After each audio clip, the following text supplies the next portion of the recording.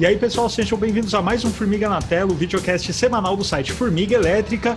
E hoje, eu e o Paulo vamos falar aqui sobre um verdadeiro clássico ítalo-britânico do Nicholas Roeg, que é Inverno de Sangue em Veneza.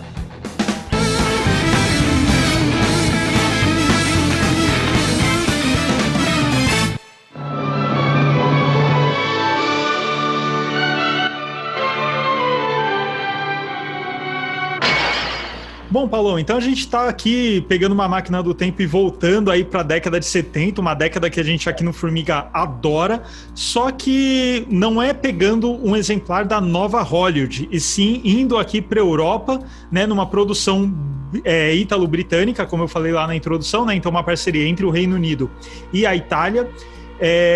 E o interessante do Inverno de Sangue em Veneza, né, esse filmaço de 73 do Roeg, é que ele tem essa coprodução entre a Inglaterra e a Itália e ele consegue pegar elementos do cinema britânico e do cinema italiano para colocar em toda a sua estética, toda a sua narrativa. Mas é claro, antes de entrarmos nesses aspectos, Paulo, por favor, a sinopse de Inverno de Sangue em Veneza. É importante, né? Estamos começando agora a falar a sinopse antes. Filmaço realmente, né? Então, bom, vamos abrir com a sinopse. Para quem ainda não viu, né? Apesar de ser um filme de 73, tenho certeza que muita gente ainda não tenha visto, né? Ele é um filme, vamos dizer assim, uma mistura de drama psicológico com um pouco de terror sobrenatural, né? Então, de uma forma mais sutil, né? Também. E ele conta a história, na verdade, de um casal. Ele já abre, né? Com um casal, né? Com dois filhos aqui que estão brincando. E aí, de alguma forma, a filha desse casal, ela morre. Isso não é um spoiler, porque é a primeira cena do filme, né? E nisso, assim, a gente vai acompanhar, né, o desenrolar desse casal, né, que sofre esse trauma, né? E aí, depois de um tempo, que não é dito, né, o tempo que se passa, esse casal vai para Veneza, onde o John, né, que é o Donald Sutherland, ele vai trabalhar numa restauração de uma igreja, né? E lá eles conhecem, né, duas figuras, né, duas senhoras, né, que falam, né, que estão vendo o espírito dessa criança que faleceu. E aí, assim, isso é o básico, né, que dá para falar como o sinopse do filme. E eles têm esses toques aí realmente sobrenaturais, tá? Mas são sutis, né, como eu estava falando. E eu pegar o gancho aqui rapidinho, né, do que o Gustavo abriu aí, falando um pouco dos anos 70, que é realmente talvez a década que eu mais gosto de cinema. Por mais que não faça parte da nova Hollywood, né, que a nova Hollywood é americana, ele tem uma pegada muito parecida, porque eu acho que é a pegada também da década, né? Então, se a gente for pegar, sei lá, no mesmo ano, né, foi feito também outro filme britânico, né, que é espetacular, que a gente adora, que é O Homem de Palha, né? Ele tem esse lance, assim, mais, né, de ser algo mais verdadeiro, mais... Às vezes até quando a gente pega um pouco da filmagem do Inverno de Sangue em Veneza, vê um pouquinho de displicência, né, na filmagem, né, nas edições, né, no enquadramento, né, um pouco irregular, né, muita câmera de mão, né, closes assim, às vezes até um pouco fora de padrão.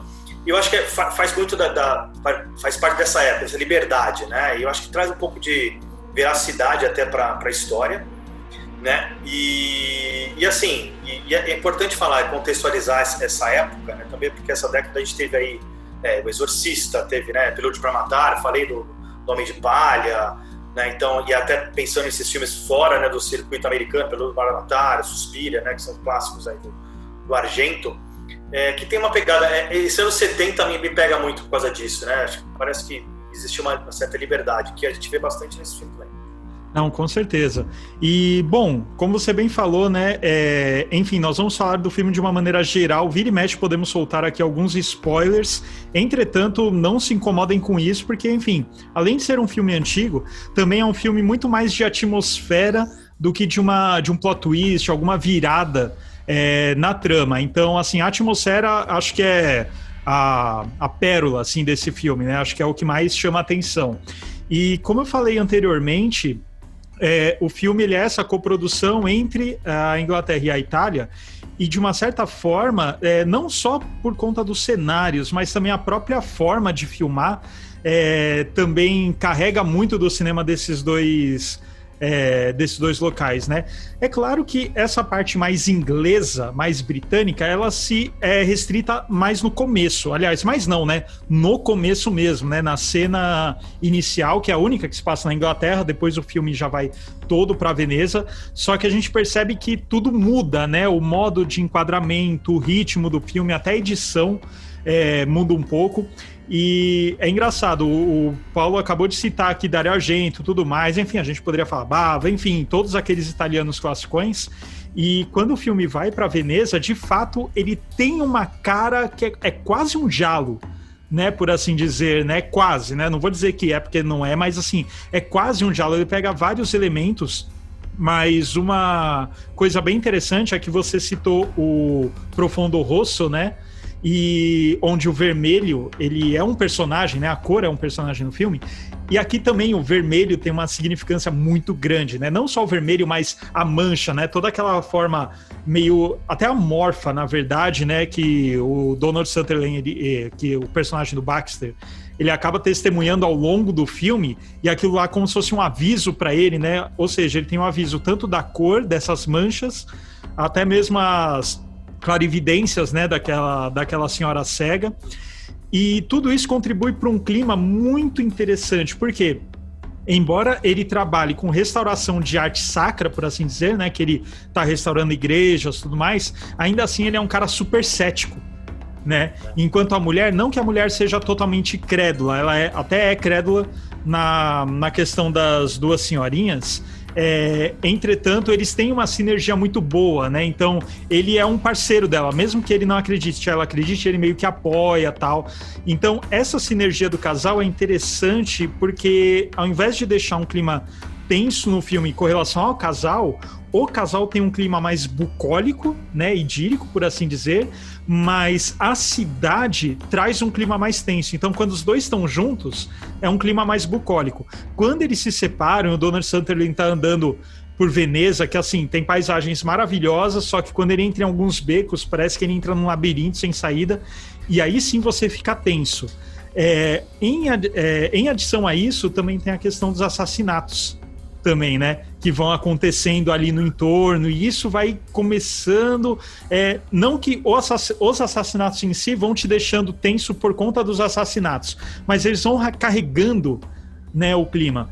E uma coisa que o Nicolas Roeg faz, que você citou nessa questão que a gente pode até considerar uma falha, entre aspas, né, que é alguns enquadramentos não muito cuidadosos, alguns movimentos meio desleixados de câmera na edição e tal. No filme, quando eu tinha assistido Inverno de Sangue em Veneza, eu olhei e falei, puxa, que estética legal o diretor colocou aqui, né? Porque até o próprio nome original do filme, né? Don't Look Now. Então ele filma de uma forma que não privilegia a visão pro espectador, né? Então ele foca num crucifixo, por exemplo, só que ele mexe a câmera e tira muito rápido. Então você meio que acha meio estranho. E no filme se encaixa muito bem. Isso perde um pouco a magia nos outros filmes do Roeg, que assim, é um diretor que particularmente eu não gosto, embora o Inverno de Sangue em Veneza eu adore. Tem até um outro filme aqui, O Homem que Caiu na Terra, com David Bowie, que eu odeio, acho muito ruim. Talvez muito porque eu gosto muito do livro O Homem que Caiu na Terra, que é muito bom. Mas enfim, o filme não gosta, então assim, isso é um maneirismo do diretor. Só que aqui no Inverno de Sangue em Veneza eu acho que combina muito bem. Porque os personagens, eles estão meio perdidos, né? Você vê que assim, eles não estão chorando na esquina por conta da morte da filha há algum tempo atrás. Entretanto, de alguma forma você sente que aquele casal tá ferido, né? Eles estão ali vivendo, até tendo uma certa alegria, né, um com o outro, só que você sente que tem uma ferida neles, né? Isso, não, e é legal você falar isso. Acho que ele usa algumas saídas bem interessantes, acho que até pelo roteiro, assim, né? Ou ideias mesmo dele, né? Então, como você falou do casal, quando ele, né, você pode pensar no trauma, né, do próprio casal. Ao mesmo tempo, por mais que a gente não saiba o tempo, né, que passa quando eles vão para Veneza, o que é legal também, porque você não tem nada lá 3 anos depois, nada escrito, né, nada verbalizado. Simplesmente passa o tempo, a gente não sabe exatamente quanto tempo. O que é uma saída também muito inteligente, que eu gosto bastante, né, que faz você pensar um pouquinho. E também tem o lado do próprio casal, ele não parece tão traumatizado, né, assim, parece que existe uma leveza, né. Por mais que eles tenham perdido a criança, passou um tempo, eles meio que encaixaram, e aí sim, né, descobrem, né, e aí tem as duas senhoras lá que vão falar da criança, aí volta, né, tudo isso, mas os primeiros momentos do casal, quando eles estão em Veneza, você sente que o casal continua bem, assim, entre eles, né, não tem uma separação, um trauma absurdo, né, e eu acho que isso é legal também, acho que traz uma certa ideia de verdade também para o filme, né. E além dessas saídas boas, assim, a parte técnica, quando a gente está falando da edição, né, que tem aqueles cortes rápidos, até parece meio displicente, que encaixa super bem, o ambiente também, né, porque você falou das cores, né, então a gente vê o filme, no geral, com cores bastante pálidas, mas tem o vermelho que é gritante, né, o que, né, acho que até faz com que o vermelho seja mais, que ele apareça mais, né, e a gente está vendo um ambiente que é Veneza, né, que é vamos dizer assim, um ambiente, um símbolo assim, meio de romantismo, né? Mas aqui no filme ele é melancólico, né? Então você está pegando a Veneza fora de temporada, né? Então todas aquelas cenas, né? Tempo meio fechado, você tem sim, né? Aquela trama paralela, né, dos assassinatos que depois, né? A gente vai ver se vai convergir ou não, né? Com os personagens principais. Mas, assim, tem um trabalho de som também muito bom, né? Aquelas cenas, né? Aquela cena quando eles estão correndo nos corredores e você só ouve, né? O próprio sapato, né, deles, né? Então, assim, a gente e fica gritante, né? Aquele som, trabalho de som. É sensacional, te dá uma tensão, assim, incrível. Então, é impressionante isso. E tem, né, claro, né? Que é muito lembrado nesse filme, que é a cena de sexo, né? Que é uma cena de sexo que não é sensual, mas é super curiosa e diferente, porque ele faz um trabalho de edição diferente, então ele intercala, né, a cena de sexo, que você percebe, né, e você consegue ver, assim, pela ação dos dois personagens, que é algo que eles não fazem faz um tempo, né, mas ao mesmo tempo não é sensual, e ele vai intercalando com cenas do dia a dia, né, entre eles, né, então que mostra que é um casal sólido, né, então mostra um lado de paixão deles e um lado de preocupação também, sei lá, pro dia a dia. Então, eu acho que tem diversas partes desse filme que me impressionaram demais de novo, né? Que eu tinha visto faz muito tempo, fui rever agora recentemente, até pra gente gravar, que são realmente, que tá tudo casando, né, no filme, né? Por mais que a gente vê que seja, às vezes, sei lá, umas cenas meio amadoras, né, de angulação, enfim. Mas, assim, são todas meio que, parece, propositais, né? Eu acho um filmaço, assim. Então, dessa fase, né, dos anos 70, esse e O Homem de Palha são filmes que eu mais gosto, assim, né, desses filmes de terror que não são terror, né? O Homem de Palha talvez até um pouquinho mais, mas enfim, mas esse do Rogue aí, do Nicolas Rogue, é mais um pouquinho de drama, tem muito drama também, né? Enfim. Exato, e você falou essa questão do sobrenatural, que é tão sutil que muita gente pode assistir e achar que não tem nada de sobrenatural. Pode só achar algumas coisas estranhas, mas não aplicar o sobrenatural a nenhuma delas. E tudo bem, porque pode ser também uma linha interpretativa. E você bem falou, né, do cenário de Veneza, que além de ser melancólico, tem a própria questão da rima visual com a morte da filha no lago, né, no começo. Então, que ela morre lá no lago, e Veneza, enfim, os canais, tudo mais. Então, o personagem do Baxter, né, vivido pelo Donald Sutherland, toda vez que ele está andando à beira de algum canal, tudo mais, o enquadramento é muito como se ele estivesse à beira do lago que a filha morreu também. Sem falar que é graças a esse espelho que ele vai de encontro à morte, né? Porque a filha estava com um casaco vermelho quando ela morreu, quando ela se afogou. E tem uma figura de vermelho também em Veneza que vai andando pela cidade e ele segue, só que ele não segue a figura diretamente olhando para ela. Ele olha pro reflexo dela na água, lembra da filha e começa a seguir. Então, isso é uma rima visual, assim, fascinante no filme. E é muito interessante. Então, fica muito... O cenário de Veneza, aí sim ele se torna um personagem. Não poderia ser qualquer cidade. Teria que ser Veneza, né? E isso é muito interessante. Não só por conta da questão da água, mas até por conta também do caráter religioso também, né? uma cidade com muitos ícones religiosos, tudo mais. E é engraçado que o personagem do Baxter, ele tem uma dualidade em si, porque ao mesmo tempo que ele é cético, ele tem uma espécie de sexto sentido, por assim dizer, porque na primeira cena é ele que percebe assim, opa, peraí, tem alguma coisa errada, deixa eu ir lá ver o que é quando a filha tá se afogando, né? Só que ele não abraça esse tipo de premonição, né? Esse tipo de sensação, ele meio que deixa quieto, sendo que isso lá na frente no filme também, ele tem algo semelhante, só que o fato dele ser cético o fez ir, vai spoiler aqui, o fez ir até a morte.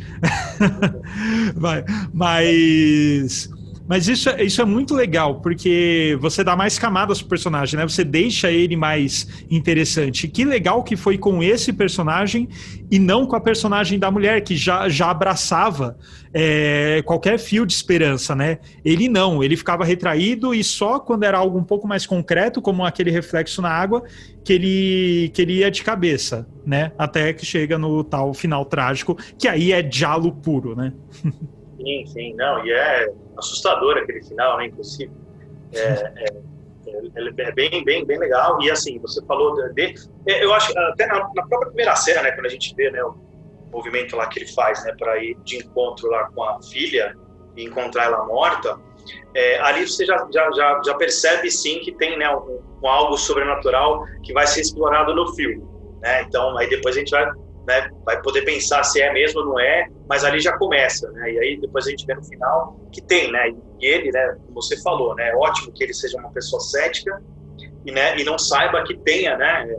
Esse dom aí sensorial aí, né? Que a gente vai descobrir depois, mais para frente. E aí só reforçando a parte do suspense, né? Porque o filme ele é um drama, suspense, terror, enfim. Né? E ele trata o terror de uma forma também muito inteligente, porque, claro, né, não tem jump scare, tem o terror fácil, né, que você procura. Apesar que tem uma cena na igreja lá dele, lá, que ele sofre um acidente, que eu acho que tem um silêncio no filme, que a hora que acontece o acidente, ele dá um susto, né? Mas assim, não é gratuito, né? Então faz parte do filme, e ele é muito bem feito, né? Cara, dá uma tensão enorme nessa cena também. Não vou dar tantos detalhes para que seja aproveitado, apesar que a gente já deu spoiler aqui, né? Tudo bem. E aí eu queria só falar mais uma coisa, né? Em relação, além do casal, o filme também trabalha muito bem os personagens secundários, né? Então, você tem lá as senhoras, né? Mas tem também o padre, né? E um personagem que eu acho muito interessante, que é o personagem do policial. Tá? Que aí depois, né, vai acabar conflitando, né, com o casal, enfim. Mas no meio ele é só um personagem que está lá, parece uma trama paralela, que é a investigação do serial killer. Mas ele é um cara sinistro, né, sombrio, né, que traz assim algo assim diferente, né, assim meio macabro para as falas dele, enfim, né, e pro momento que ele está falando, está conversando até com o John, e eu acho muito, muito interessante esse personagem. Então, os personagens também são muito bem escritos, né? Então, eu acho também outra saída sensacional aí também do nosso glorioso Nicholas Roeg. Bom, pessoal, esse aqui foi o Formiga na Tela sobre Inverno de Sangue em Veneza, esse filmaço do Nicholas Roeg de 73, aí com Donald Sutherland e a Julie Christie, vale muito a pena. Se você ainda não assistiu, não ligue para os spoilers que a gente deu, tá? Porque a graça do filme é justamente todo o clima dele, toda a cadência dele, então vai atrás que vale muito a pena.